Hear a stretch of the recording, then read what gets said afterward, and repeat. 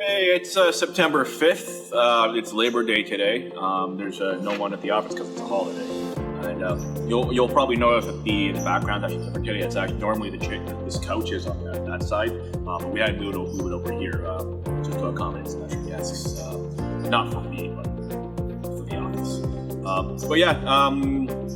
It's been about 5 days since the Kickstarter campaign for Abyssian Nights finished up, and a couple days ago we actually, staff and I, we came together and did a bit of a post-mortem, outlining some of the things we did well, some of the things that worked out well for us, some things that didn't work, and some things we would improve on. And anyone who actually has insider access, the audio recording of that meeting will be available to you. But I figured, since I had the time today, it would be kind of cool to just to do like a quick post-mortem for everybody else. Just highlighting some of the things that came up during that meeting. But instead of actually going through the usual old meeting thing that we would do, what worked, outlining that, what didn't work, outlining that, all that stuff. I'd rather just touch on the major points that worked or not, and we'll see how that goes. But the first thing that I thought that actually we did really well was actually the YouTube that worked out really well for us was actually the Facebook and YouTube paid advertising. You don't normally see a lot of Kickstarters that do that, and believe it or not, I came up with a stupid idea only after seeing some of these other companies try to push other Kickstarter campaigns. I mean, I'm pretty sure you've seen it, especially on Facebook. You'll see these ads that are promoting a certain Kickstarter campaign, saying so and so change their lives because of very typical kind of like BuzzFeed style, just headlines to try to get people to get in on that. And I figured, we could do the same thing, because if I'm going to contact one of these guys to push it, I might as well just push it myself, and it definitely paid off. Most people don't do YouTube ads. I decided to do a YouTube ad, and that also seemed to work out well. Although at the same time, it didn't work out quite as well as the Facebook ads, simply because with Facebook ads, it gave me their tools let me target the demographics, pretty well. Whereas with YouTube, it didn't work out quite as well. And when I was looking at it, it was kind of like, because we're paying per video completion, it's kind of like we were paying for a lot of views from like Southeast Asia, and from what I understand, folks there, $10 Canadian is kind of the equivalent of 3 or 4 days worth of work, and I don't think that a lot of them will actually make a pledge. And I've actually had friends down in Malaysia and Indonesia that wanted to make a pledge but couldn't for some strange reason because the payment processor wouldn't accept their credit card for some strange reason. So after I heard that, I figured, let me see if there's a better way for me to just segment that market, and it worked out better for me to go into YouTube and be like, only this region, only Canada, US, UK, Australia, Japan, Europe, and everywhere else is kind of like gonna let it do whatever. But that kind of connects to the next point, social media marketing. And I know in modern day, a marketing, everyone's all about social media marketing and all that. And here's something for you. It doesn't work. It doesn't work for us, mostly because it's not because I don't know how to work social media marketing. I was hired as a social media manager for a couple companies to handle their projects, and it's not that I don't know how to deliver the results. It's just the fact that for us, A, we are nobody. B, our product is brand new, and it's like we're basically doing a niche product of a niche product. So it's not like we're selling bottled water or one of these things, a eraser thing for a whiteboard. Like that has a bigger market than we do, only because general people can buy it. It can be a general gift. With anime, it's a very, very strange market because, this is a market where we have a lot of people who like it, but most people don't want to pay for it. If anything, it's kind of like they would rather just get it for free, and that's how that market works. And unfortunately, it's like, being in this market, we're fighting against the tide. And social media marketing, really only works well, if you have someone really well known on board who actually has a very wide reach.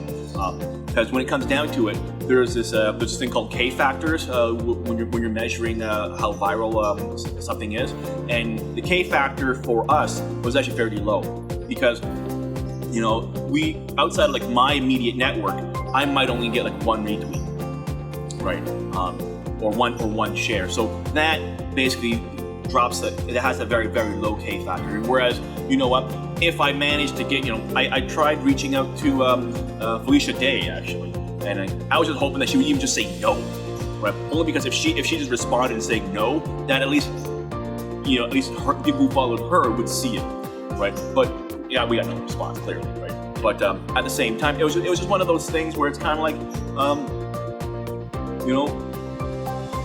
there really was no point for us to actually try to even push for social media marketing, right? Only because it's like, I don't consider social media marketing if it's just me pushing it to my friends on Facebook. That's just me talking about it with my friends. It's only really social media marketing if it goes past that first step, right? And so, like, as a marketer, it's kind of like, well, if I was getting hired if I was being hired as a social media marketer, I could just give stats to basically bullshit my way to say that it's effective. We have this much reach. I have this many friends. You have this many friends. Together, we basically reach this much, and those eyeballs don't really mean anything because if you have like an account with 5,000 friends, but only like 50 of them are interested in anime, how many do you think would actually retweet that? Very, very little numbers. And then from there on, unless, like I said, unless you get someone really, really well known who's really well followed to basically respond or push it doesn't work. So I hate to break it to all your marketers, don't, or people who are actually looking at this, don't rely on social media marketing. It doesn't work. Even email marketing doesn't work as well because you're really just fishing for dollars. If you're building, if you have an email list of people who believe in your product, then yes, it works. Social media marketing is really great at connecting to those who are already sold on your product. For us, because we're brand new, no one sold on me, no one sold on the product, so it's very hard for it to work. Whereas if you're doing this for an existing brand or person, that's something else. But one thing that actually worked out really well that we didn't even think of was actually the ARG. The ARG, or the alternate reality game. We've actually had this running even before the Kickstarter campaign. In fact, I actually had it running for Anime North when it happened because I wanted to just run that in parallel with it. Because originally we wanted to run this Kickstarter back in May when Anime North was happening. But we had to delay it because of production issues. But the ARG actually brought in a lot of eyeballs, actually. Personally, I don't do Reddit. I don't do 4chan, and I personally don't like going onto onto Reddit forums and going on the one thread or channel that's pushing brand new things. It's one of those ones I would rather have it. If we end up there, I'd rather have it as someone who's already follows us or sold on the product and putting it on there. Because if I do it, it just feels more like it's really just more like advertising. And being someone who's built communities is like, if you just come if you just come here to push this, it just seems inauthentic, right? But with the ARG, one of the backers found it, and they shared it on 4chan. They shared it on Reddit just to help maybe find people who could actually help them solve the puzzles. And I won't give out the actual address of where it is, but it's actually hidden throughout several updates and several of the. So it's on the website somewhere. It's not in a very straightforward manner, but that's what makes this thing fun. But that worked out really well for us. I already touched base on conventions. We prior to us actually launching our Kickstarter, there was another group of folks that were doing something very similar. I forgot what the project was called. It was Paradigm something, and they, from what I heard, they were actually pushing their project heavily at conventions for the last year. And for me, it's like, you know what? Me as a marketer, I could probably, if I was selling my services, I would say, it's never too early to market. But me being sitting in the producer seat and as an executive, there is a time where it's too early to market your product. Simply because if we were pushing Abyssian Nights a year ago at Fan Expo or Anime North or Anime Central or Otakon or whatever, a year ahead, it's kind of like we don't have it in the show, or we don't have anything great to show. Then why would you care?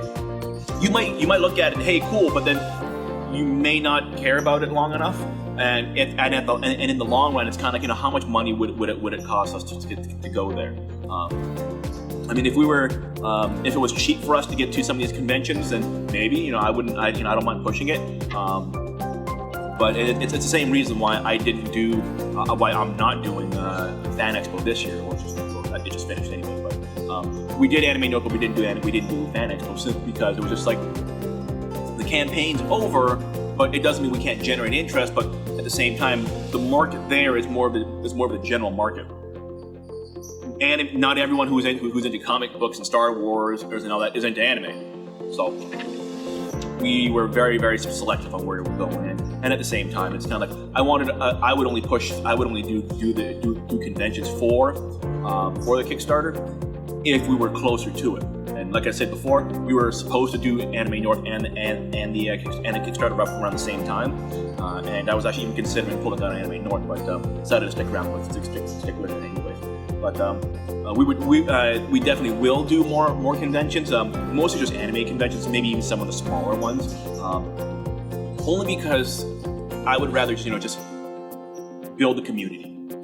I don't want to just build a product and then just push it out. I would rather just build a product, build a community around it, and if we can go in there and get people interested in the product or being part of the product, being part of the overall community, then it's a success. But next thing on my list, I actually crossed out a lot of this stuff because I didn't want this video to be too long. But interestingly enough, speaking of anime, throughout this entire process, I haven't had any single person say that we weren't reading anime. And it's kind of weird because we're actually in Toronto. We're not in Tokyo, and I know for a lot of people. Anime is only really it's only considered real anime if it was produced in a particular style in Japan. But here we have the style from Japan, but we're producing it here in Toronto, so it's a bit weird. It's not really a question I actually care about having an answer for, because I mean it's one of those things. It's either you like it or you don't. Whether we're real anime or not, it's really this kind of dumb kind of like classification question. It's kind of like dating someone and needing them to tell you that they love you. It's like you either like the stuff we do or you don't, right? It's that simple. I just thought that was interesting because during one of the podcast interviews we brought that topic up, and it's kind of like, yeah, we're kind of in this weird position, but no one's actually mentioned it outside of that, right?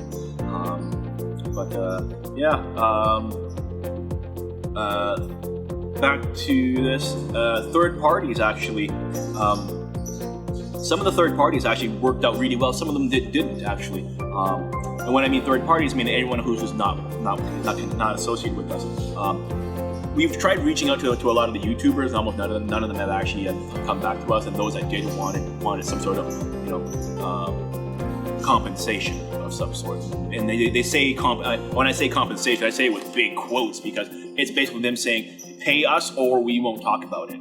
And some of them were trying to word it where it seemed like, no, we're not trying to be a sellout, but we kind of are. So it's kind of like, if you're interested in helping us out, great. If you don't even ask for money, because you're reaching something out at that point. But what actually did work out kind of well was other third parties, kind of like Backer Kit. Even though we actually got in on that really late, seemed to work out okay. had I don't know how many people actually came from that kit, but at least there we should have gone on there earlier. We would have been able to tackle a market that was at least more willing to back projects, right? And of course, there's always friends, and they're always really a great source of help promote stuff. Whether or not they actually have a small network or not, it doesn't hurt, and that's where social media marketing does work. But that's not using social media as a technology to market. It's more like just networking and marketing the old-fashioned way, because it's like me talking to my friend that just happens to be through Twitter or Facebook messaging, and ask them to push it through. Although I should be very careful about that, because, and I'm pretty sure you remember, you've all seen it, where I was actually warned by Kickstarter on both my personal account and on the Abyssian Knights account that I was being reported for spam, because apparently you can't just ask someone to be like, hey, are you willing to push my to give me a bit of a shout out? They actually have to do it themselves, and so I think that's kind of retarded. But whatever. I mean, people get butthurt over this stuff. I can only work around that, right? So it's kind of like, what? We definitely will not be asking people to promote our stuff. Although some people, there were some really great folks who actually did. I mean, John Spaniak was great enough, was kind enough to actually do an update detail through his Kickstarter project about us.